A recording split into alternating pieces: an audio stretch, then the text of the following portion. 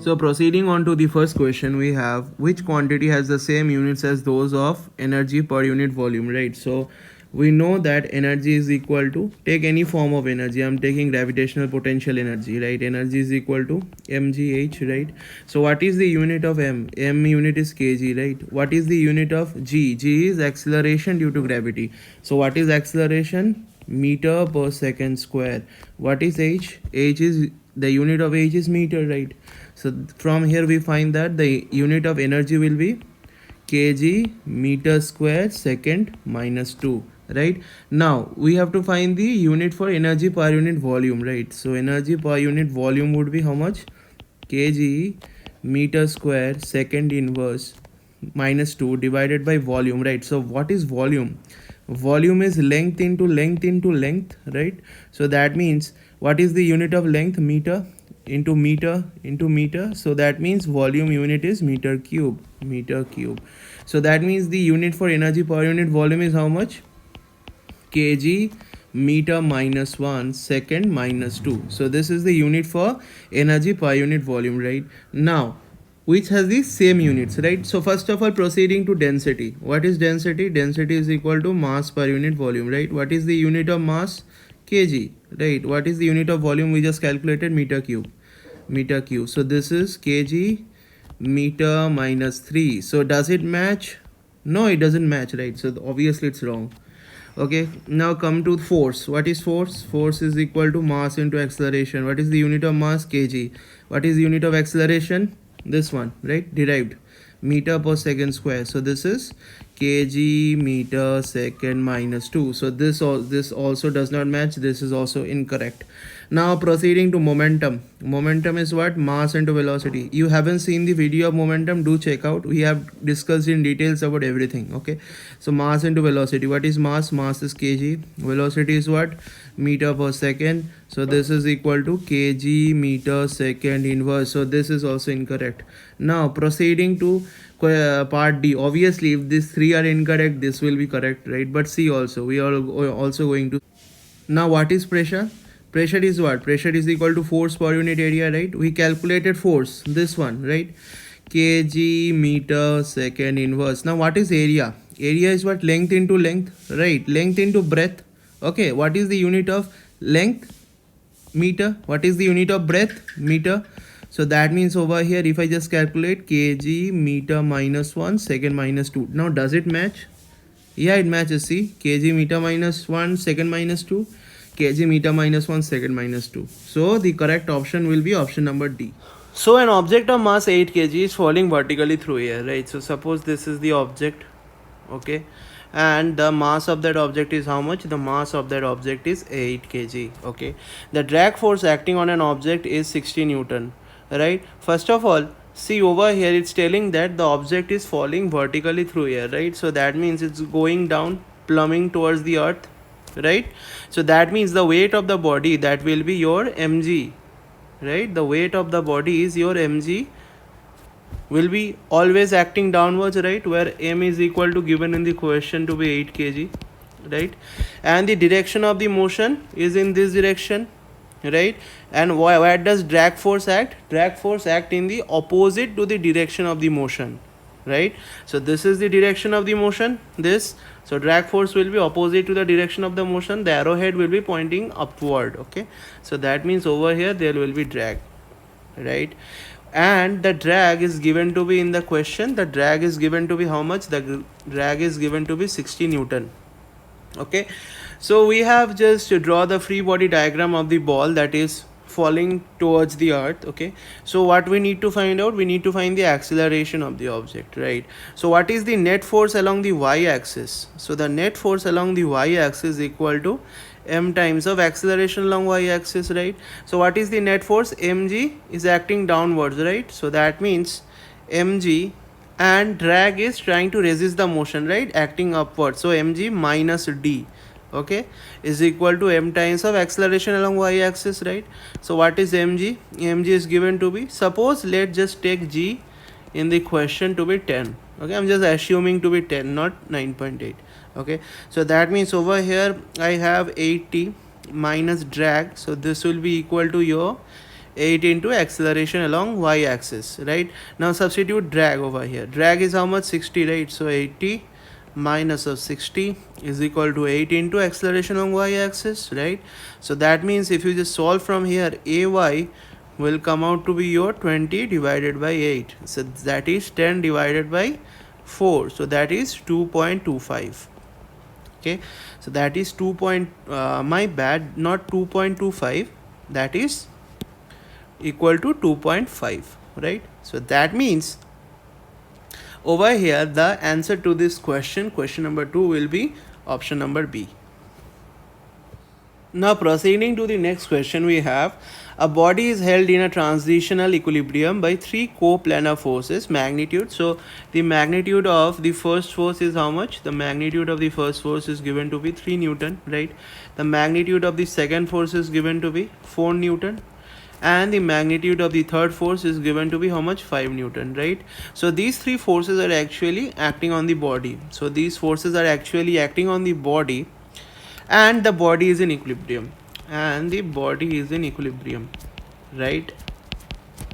Okay, so right off the back I can say that if the body is in equilibrium, the summation of all the force vectors would be equal to 0, right? So that means F1 vector, so let's just keep in mind these are magnitudes given in the question, they are not vectors, right? But what I'm trying to say is that through equilibrium I can write that F1 vector plus F2 vector plus F3 vector would be equal to 0. Why they are equal to 0? Because it's in equilibrium. Okay, so when the body is in equilibrium, I can always write this, right? We have learned in our course. Okay, so now see the part 3, the vector sum of three forces is equal to 0, right? So obviously this should be true. Why? See, because F1 vector plus F2 vector plus F3 vector is equal to 0, right? So that means the vector sum of the three forces is equal to 0. Now proceeding on to the first part, all the forces are perpendicular to each other. Okay, so again what we did have the force, we have the force as 3 Newton, that is F1.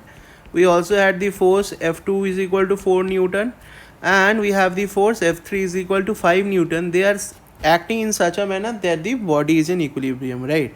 So it says that all the forces are perpendicular to each other, right? So again draw the body. Okay, so this is the body, right? Suppose the body has a mass m. Okay, so now if all the force act perpendicular, how will be the arrangement? See, so suppose over here this is 3 Newton. Okay, so in this direction suppose 5 Newton is acting, and suppose in this direction your 4 Newton is acting. Okay, take a simple case, like I'm just taking this case. Is the body is in equilibrium? No, it's not in equilibrium. How? Because see over here 3 Newton will be as it is upward.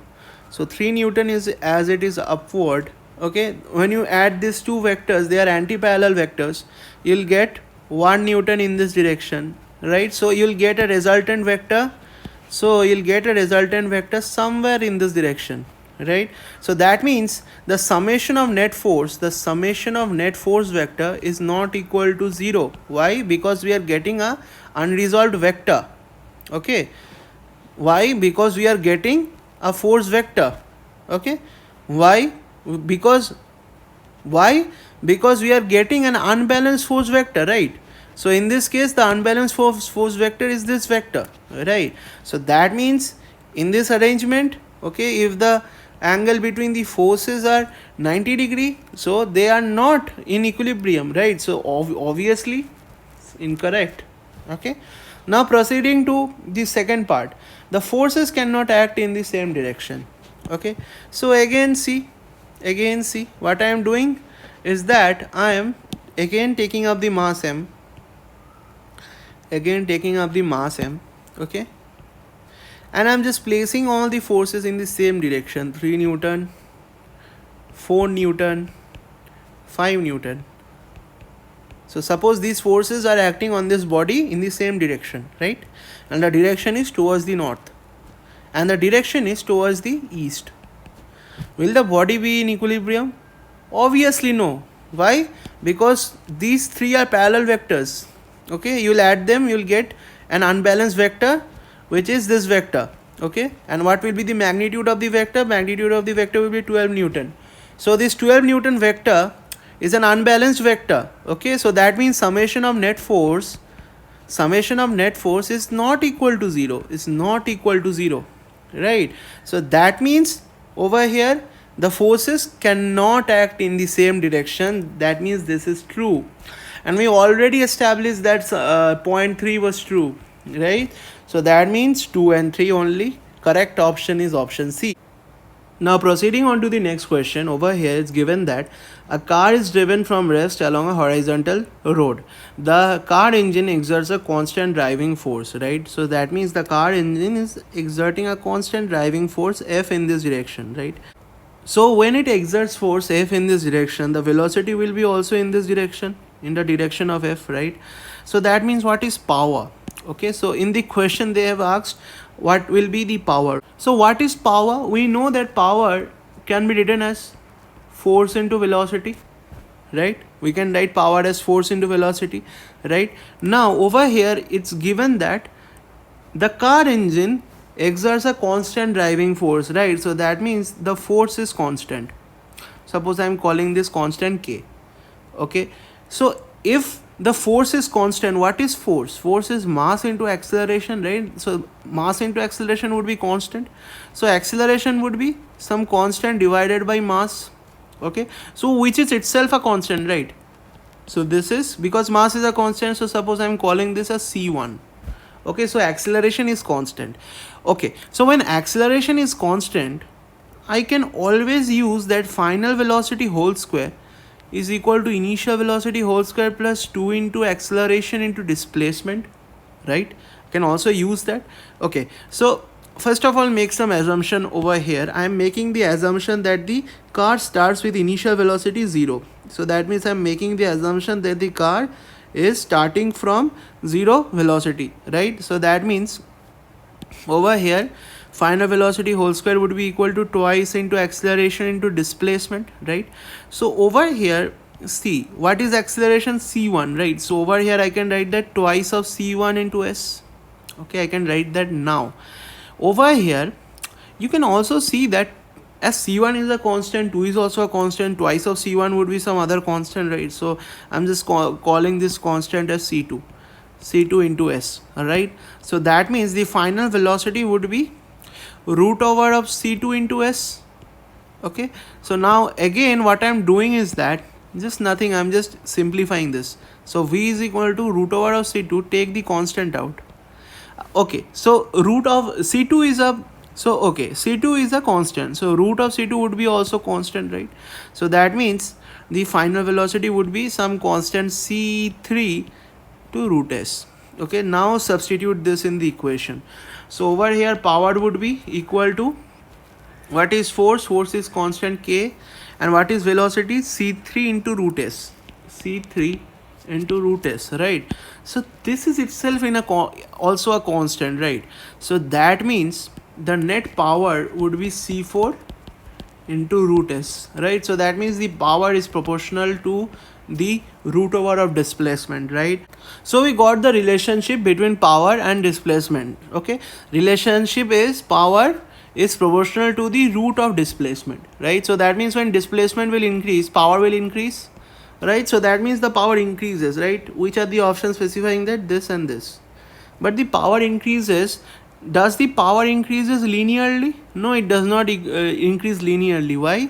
Because power is proportional to root of S, not power is proportional to S, right? So that means power is not proportional to S. So this is wrong. If this would have been the case, the power would increase linearly, but over here the power is proportional to root of S, right? So that means the power increases non-linearly. So it's a good question.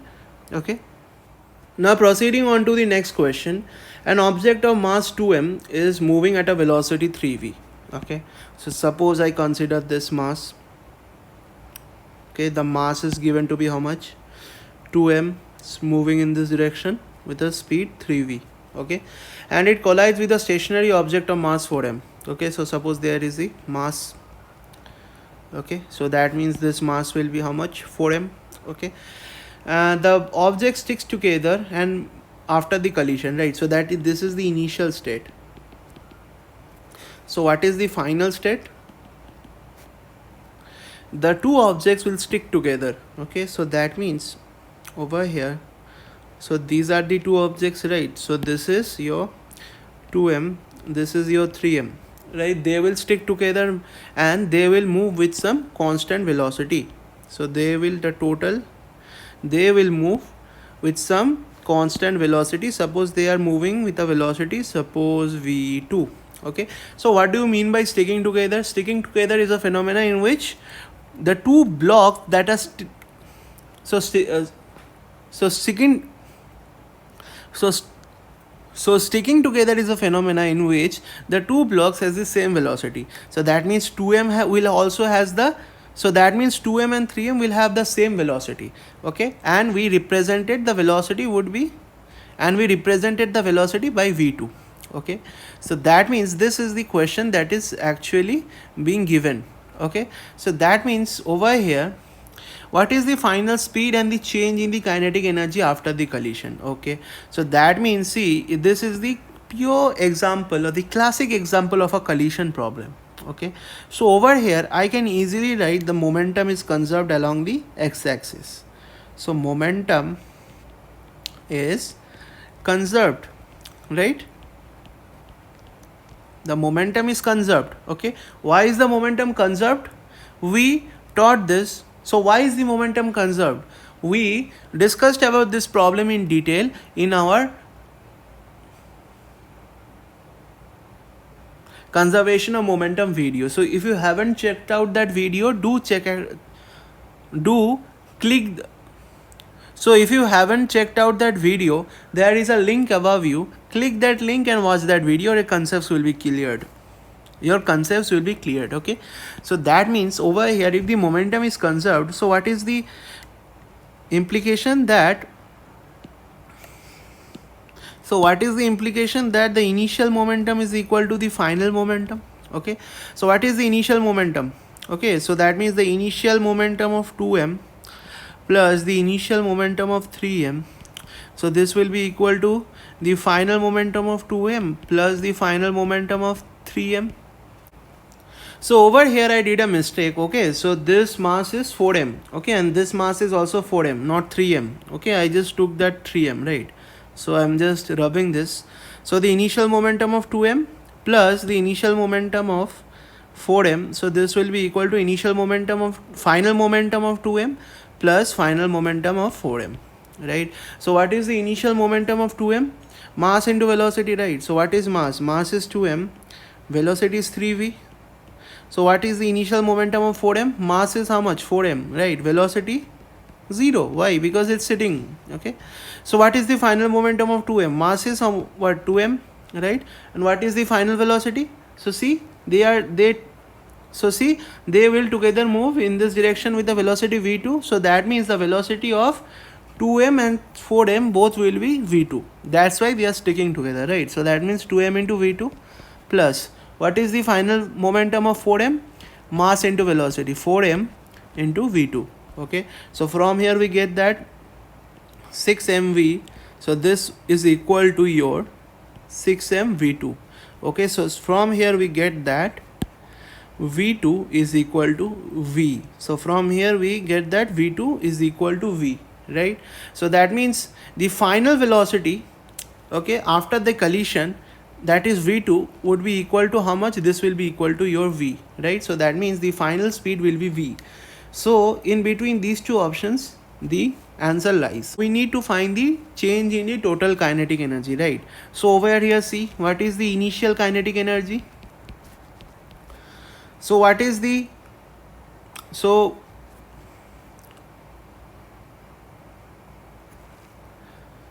for this block of mass 2m, what is the kinetic energy? Half mv square. So half, what is the mass? 2m into velocity is what? 3v square, right? And for this block of 4m, what is the kinetic energy?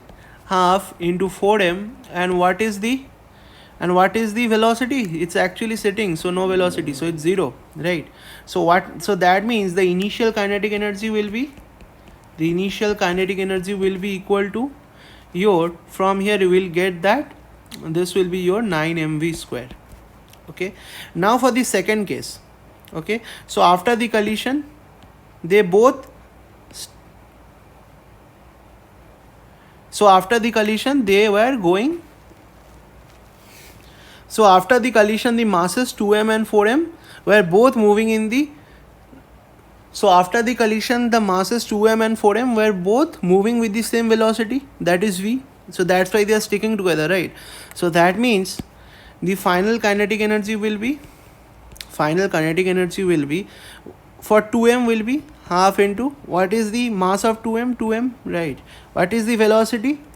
They are moving with the same velocity v, right? So that is v squared. Okay, and what is the kinetic energy of 4m?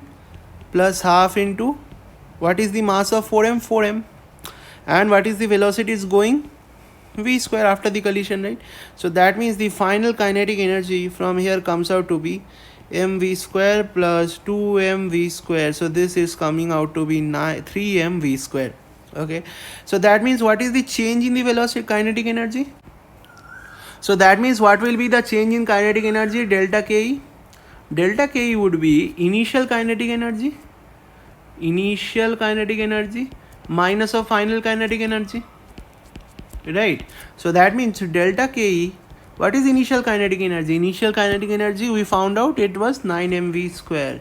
What is final kinetic energy? Found out 3 mv square, right? So that means the change in the kinetic energy, this will be equal to your 6 mv square, right? So that means the final velocity is v and the change in kinetic energy is 6 mv square. For that means the option we are looking for is option number B. So this is the correct answer to question number 6.